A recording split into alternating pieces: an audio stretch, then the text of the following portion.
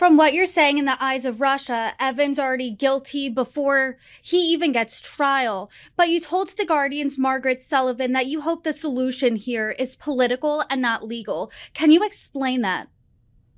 Of course, why it is not legal is exactly for the same reasons I just spoke about. And I think political solution lies mostly with the U.S. authorities. And I was happy to see that the U.S. government designated Evan Gershkovich as an unlawfully detained person. It happened earlier this week.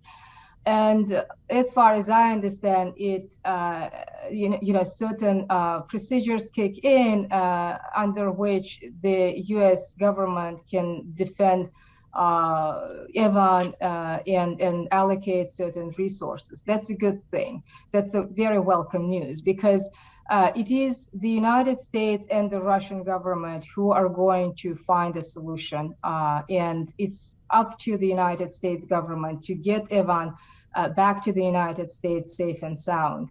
I don't think advocacy from organizations like the Committee to Protect Journalists and others is going to play a huge role here, because as I said, the Russian authorities have spoken about Evan as if they have no doubt that he is a spy.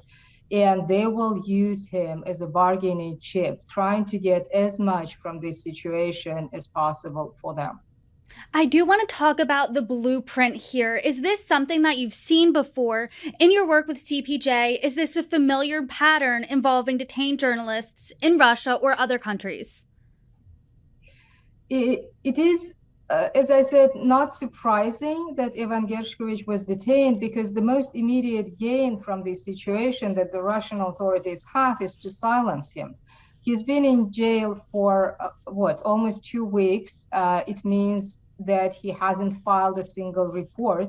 He probably was working on something important that the Russian authorities didn't want to see the light of the day, and they wanted to silence him as soon as possible. Maybe he was onto some really sensitive and potentially big story. We will have to wait and hear the true version of those events from Evan himself when he's free. Speaking about other journalists charged with espionage, I can speak about Ivan Safronov, a Russian journalist who is serving a 22-year jail sentence on state treason charges. He was also accused of spying for foreign countries. And the investigation was very secretive. The trial was held behind closed doors. The case was very prominent. A lot of Russian journalists defended him because he knew him and he didn't believe, and they didn't believe that he was guilty.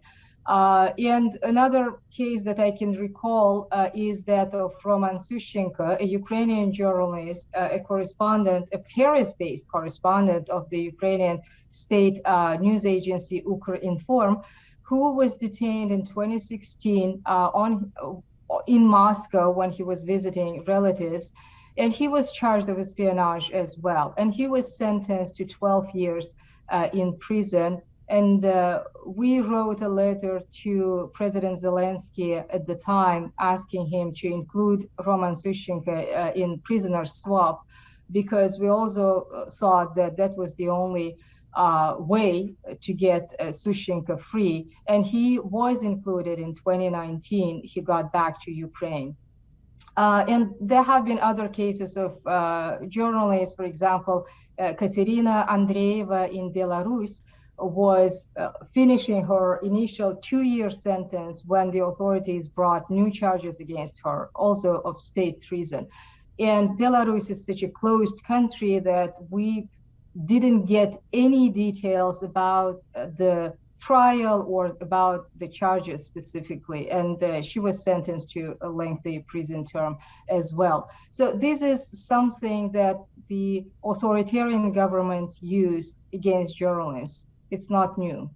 As a coordinator with the CPJ, what specifically are you watching out for now? You mentioned earlier in our conversation that the United States government designating him as wrongfully detained is a good sign. It will open more doors for him for a potential release or potential solution here. But from your data and your experience in tracking these matters, what interventions are most likely and least likely to work?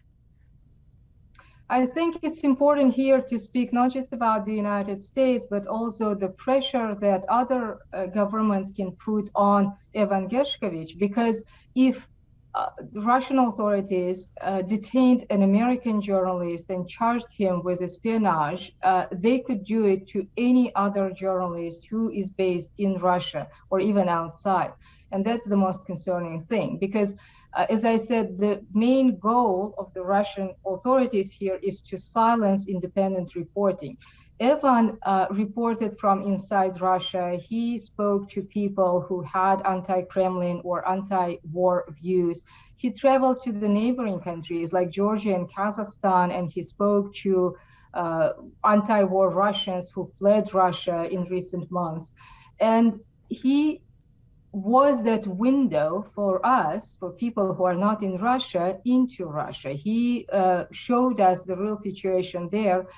And also, a lot of Russians, ordinary Russians, were able to speak to Evan and share their views, maybe their grievances about the situation, because one of the stories he filed was about the impact of the Western sanctions on the Russian economy. Those are the stories that the Russian authorities don't want to be published or broadcast, and that's exactly why they've been cracking down on local journalists and media outlets, forcing many journalists to flee. And if other journalists continue reporting from inside Russia independently from the Kremlin approved narrative, then, as I said, it's just a matter of time before this repression extends to them.